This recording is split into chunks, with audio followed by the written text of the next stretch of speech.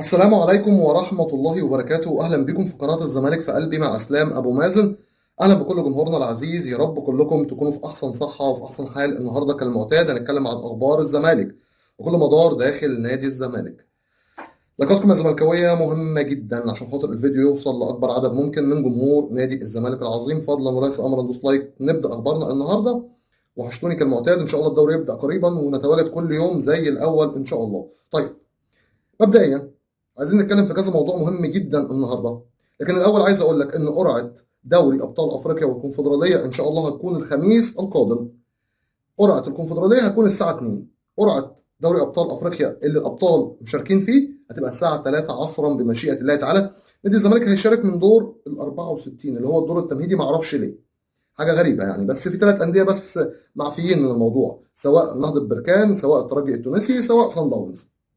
على العموم مش هتفرق 64 من 32، مش مهم، ما علينا. عايز اقول لك كمان ان نادي الزمالك ان شاء الله هيلعب في شهر 9. هيلعب في شهر 9، في اواخر شهر 9 تقريبا ان شاء الله. القرعه هتحدد الايام بالترتيب او بالتحديد. بص بقى، نتكلم في موضوع مهم جدا نبدا بيه حلقتنا.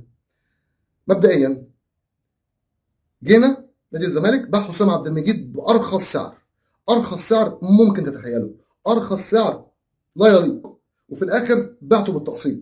كمان ما جالكش اول قسط، كان في الميعاد المحدد. الزمالك خاطبهم مره واثنين وثلاثه، والنادي بتاع البلغاري اللي فيه حسام عبد المجيد ما بيردش. يعني انتوا بايعينه باقل الاسعار وممكن يطلع كوبري كمان، وفي الاخر مش عارفين تاخدوا فلوسكم. ازاي ما ضمنتش فلوسك في عقد تكتبه ان انت تاخد مستحقاتك الاول قبل ما تفكر ان انت تبيعه او حتى تبعت له البطاقه الدوليه؟ مش بس كده، الظاهر ان النادي البلغاري ده قال لك نادي الزمالك ما بيدفعش فلوس وعليه قواضي كتير، عادي لما يرفع علينا قضيه خليه يدوق. شفتوا يا كابتن حسين وصلتونا لفين؟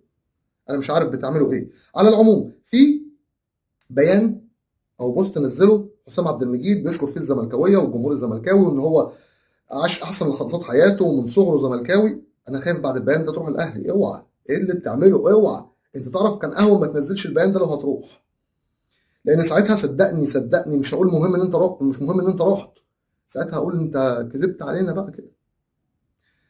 خلونا نكمل بقيه اخبارنا. نزل خبر امبارح وانتشر جدا ان محمد عاطف لاعب نادي الزمالك المعار الى طلائع الجيش مده اعارته سنتين، يعني كده يتبقى له سنه مع طلائع الجيش، ولا يحق لك ان انت تقول له تعالى او تقول لطلائع الجيش انا عايزه.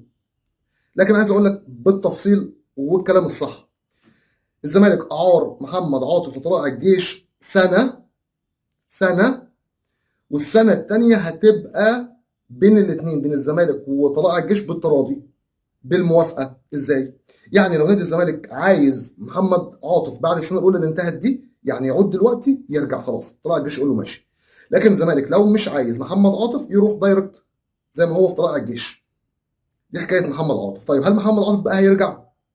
لو الزمالك عايزه هيرجع. طب الزمالك عايزه؟ لسه كابتن معتمد بيفكر بناء على احمد الجفالي. معاك خوان بزيره، معاك احمد الجفالي بيلعب في مركزهم محمد عاطف. الراجل بيفاضل وبيفكر. عايز اقول لك ان محمد عاطف متواجد مع طلائع الجيش، بس لو جيت تسالني احمد الجفالي اصاباته كتير، خوان بزيره مش عاوزين نحمل عليه طول الماتشات، كنت هات محمد عاطف، خاصه انه ادى اداء جيد جدا جدا جدا مع طلائع الجيش الايام اللي فاتت، السنه اللي فاتت. ده رايي بالنسبه لمحمد عاطف. النادي الاهلي بيصدر بيان مهم جدا بيهاجم فيه اتحاد الكوره ولجنه الحكام برئاسه كابتن عصام عبد الفتاح.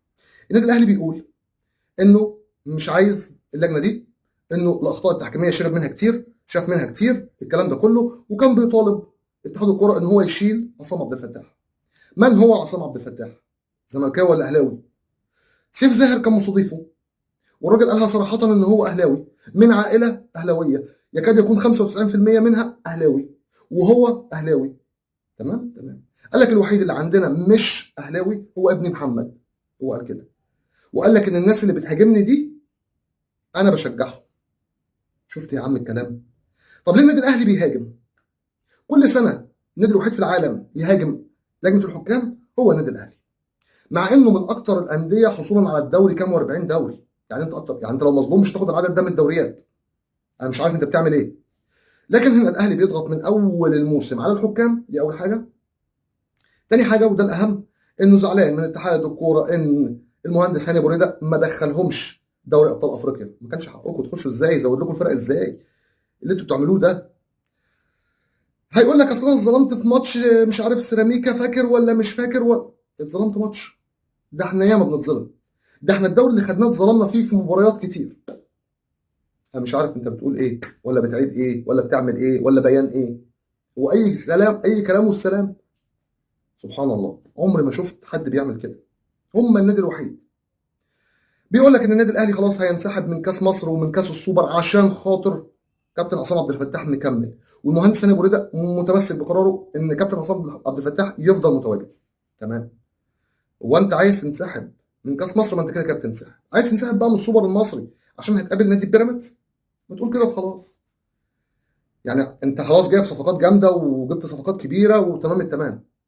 خايف بقى من بيراميدز؟ ما انت خايف من بيراميدز عشان هو كمان جايب صفقات زيك تقيله. نلعبك مين؟ نلعبك مع مين؟ احنا مش عارفين. يعني عاوز تلعب بقى مع زد؟ تلعب مع زد ولا ايه؟ حاجه غريبه والله. برضه اصل اقول له مع زد هيقولوا مش هنسحب. وفي حد بيعمل كده؟ انا مش عارف، انا احترت. نتكلم على كره الطايره، بس قبل كره الطايره سريعا.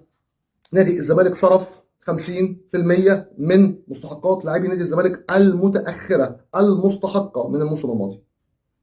50%. كابتن حسين لبيب اجتمع باللاعبين وقال لهم ان الموسم اللي جاي ده ان شاء الله مش هيبقى فيه مستحقات متاخره، وان مستحقاتهم هياخدوها في موعدها. في موعدها. طيب، الجهاز الفني لنادي الزمالك زي ما قلت لك كابتن معتمد جمال، ومعاه مدرب عام كابتن ابراهيم صلاح، معاه مدرب مساعد بنسبه خلاص هو كابتن صلاح سليمان. خلاص بقول لك هو كان اقرب الاسماء، ما كانش لسه رسميا من يومين لكن بقى رسميا امبارح. كمان مدرب حراس المرمى كابتن ايمن طاهر. الزمالك ينوي مخاطبه علاء رجب، مخطط الاحمال السابق اللي كان موجود في جهاز جوزيه جوميز لما خدنا السوبر الافريقي، عشان يرجع يبقى مخطط احمال، نظرا لان نادي الزمالك ما قدرش يرجع مخطط الاحمال السابق البرتغالي، ولا قدر يرجع مخطط الاحمال، ولا قدر يرجع حتى محلل الاداء. بس ايه تاني معانا في الاخبار؟ سألنا سؤال الحلقه اللي فاتت سريعا، قلنا من هو مخطط احمال نادي الزمالك السابق؟ نونو ريبيرو. نونو ريبيرو. واللي جاوب معانا كل من استاذه ابتسام محمود، استاذه فاتن تونه، استاذ سعيد سنه، استاذ عثمان علي. كمان جاوب معانا استاذ عثمان علي، استاذ سعيد سنه. وكمان جاوب معانا بسم الله الرحمن الرحيم اللهم ذكرني، استاذ كابتن علي بصري. كابتن علي بصري. يبقى الخمسه: استاذ عثمان علي، كابتن علي بصري، استاذ سعيد سنه، استاذه ابتسام محمود، استاذه فاتن تونه. انا بنسبه كبيره لما الاسماء ما تكونش كتير قوي بجيبها عادي من غير ما اكون قرات ولا كده يعني يا جماعه. طيب، سؤال حلقه النهارده سؤال جميل. سؤال يتعلق بدوري ابطال افريقيا. نادي الزمالك شارك في دوري ابطال افريقيا اخر مره كانت امتى؟ شارك في دوري ابطال افريقيا اخر مره كان امتى؟ نخش على كره الطايره سريعا. كره الطايره، نادي الزمالك تعاقد مع اثنين من ولادنا السابقين. اثنين مهمين: رضا هيكل ومصطفى لعبه.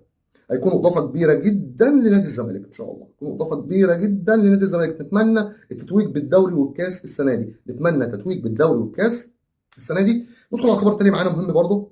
نادي الزمالك عمال يبحث عن مدير للكوره، او مدير للجنه الكوره، او ايا كان بقى المسمى. جون ادوارد، واحد زي جون ادوارد مدير لجنه الكوره في نادي الزمالك اللي مشي.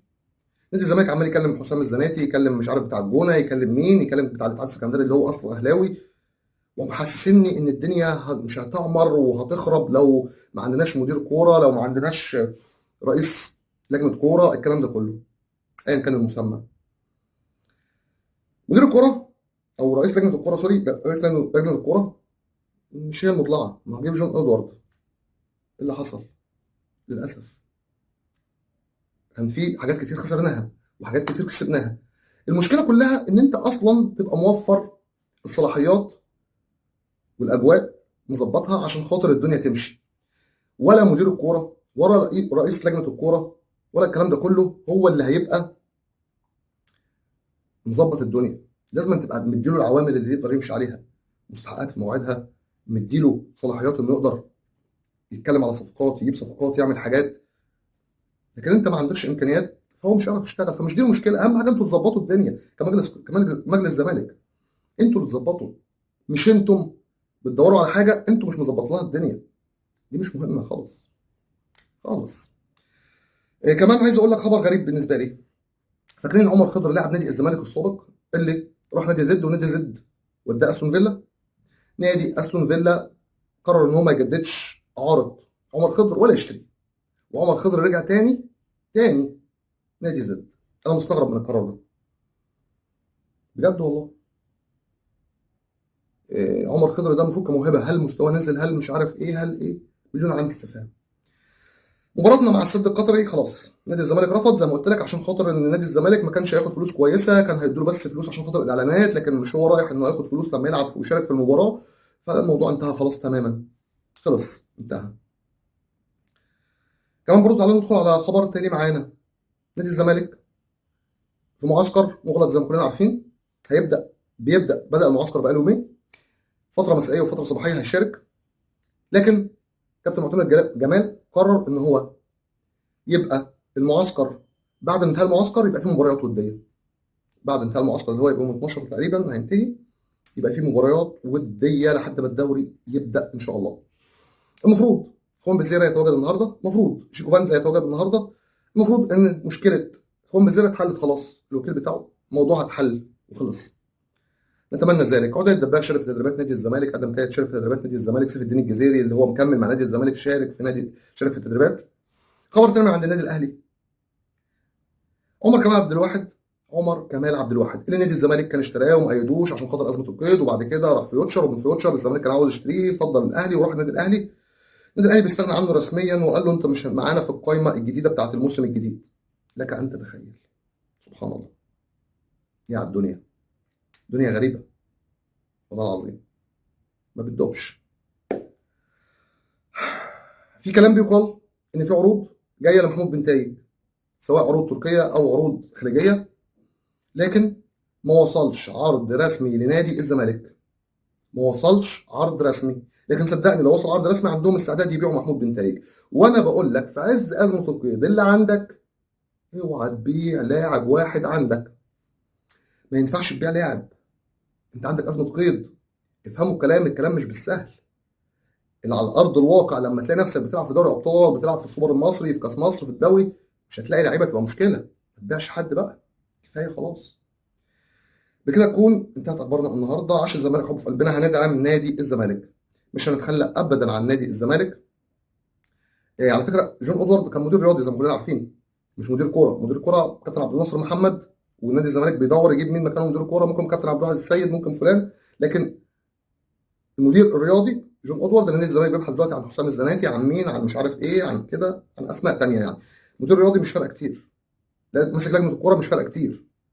اترككم في رعايه الله وامنه وحفظه، ولكم مني خالص حبي وتقديري واحترامي، وان شاء الله قادم افضل. عشان الزمالك حب في قلبنا، والسلام عليكم ورحمه الله وبركاته. يا احسن واعظم واوفى جمهور في الكون، جمهور نادي الزمالك العظيم، ومين غيره عظيم.